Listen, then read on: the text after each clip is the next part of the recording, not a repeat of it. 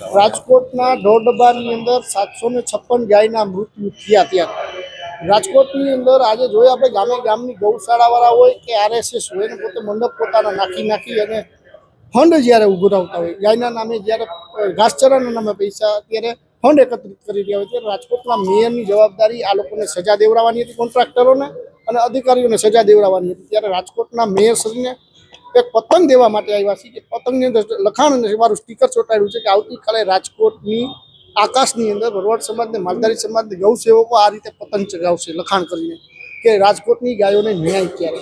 આજે ગાયને પહેલાં મા બનાવી, આજે માને ઢોર ડબ્બે પૂરીને એ માને બેરમીપૂર્વક નિર્દયતાથી જ્યારે રીબાઈને ગાય મરી હોય એના ચહેરાઓ જ્યારે એ ખુલ્લેઆમ ફરી રહ્યા હોય ત્યારે ટીઆરપી ગેમ ઝોનની અંદર જેમ બધા તમામ અધિકારીઓને જ્યારે એની અંદર જવાબદાર ગણવામાં આવ્યા હતા, ઢોર ડબ્બાની અંદર કોન્ટ્રાક્ટરને અધિકારીને કેમ માત્ર બદલી કરી અને વાહવાઈ લૂંટનાર આ શાસકોને આજે પતંગ દેવા આવ્યા છે કે આ પતંગની અંદર ગાયની વેદના સમાયેલી છે ને આ વેદના જો તમે સમજો 12 ઓગસ્ટથી 12 સપ્ટેમ્બર સુધીની અંદર 756 ગાયના મૃત્યુ થયા.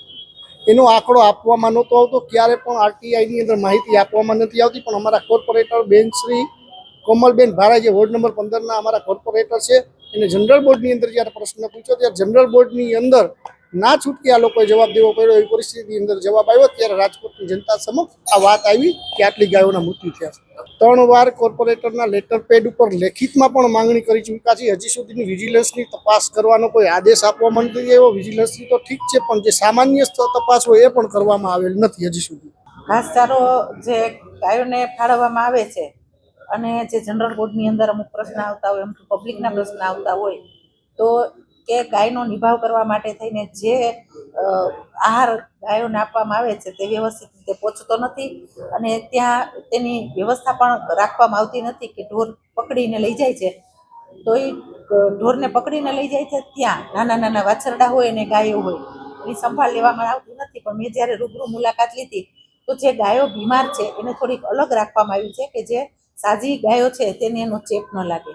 અને બાકી કોઈ એવી અગવડતા નથી, પણ છતાં પણ એવું લાગશે તો હું રૂબરૂ જઈને પાછી સંક્રાંત પછી અથવા સંક્રાંતના દિવસે રૂબરૂ જઈ અને પાછી તપાસ કરીશ કે જે ગાયો બીમાર છે એને દવાખાનાની સુવિધા એટલે કે વેટરનરી ડૉક્ટર દ્વારા એની સારવાર કરવામાં આવે. નાના વાછરડા છે જે ચાલી નથી શકતા અને ત્યાં હોય એટલે સ્વાભાવિક છે કે ગૌમૂત્રનું એવું કાદવ અને કીચડ ત્યાં થતો હોય છે, તો એના માટે થઈને એક વ્યવસ્થા કરાવી હતી કે આ પણ જગ્યા એક ચોખ્ખી રહેવી જોઈએ કે જેથી કરીને અન્ય સાજા પશુઓ છે એ રોગનો ભોગ ન બને. ઘાસચારાની વાત રહી તો એની પણ ઊંડાઈથી હું તપાસ 100% કરવાની છું કે હકીકત શું છે અને ખરેખર પશુને જે આહાર મળવો જોઈએ એ આહાર એને કેટલો મળે છે તેની પણ હું એક રૂબરૂ જઈ, કેમ કે પશુ છે ને એની સાથે આપણું માણસનું જીવન સંકળાયેલું છે.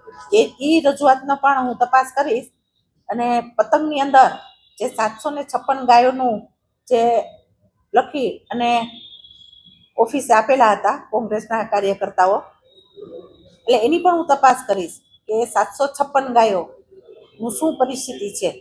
ના, એવું નથી. હું જ્યાં નિભાવ ગાયોનો ઢોર પકડની જગ્યાએ હોય છે ત્યાં હું રૂબરૂ મુલાકાત લેવા ગઈ હતી. મને જેવું લાગ્યું હતું ત્યારે મેં ત્યાંથી પણ સજેશન આપેલું હતું કે જે પશુઓ બીમાર છે એને વેટરનરી ડૉક્ટર દ્વારા એની દવાને સારવાર કરવામાં આવે અને તે અન્ય પશુ સાજા છે એની સાથેથી એનેથી દૂર રાખવામાં આવે કે જેથી કરીને સાજા પશુઓને પણ આનો ચેપ ન લાગે.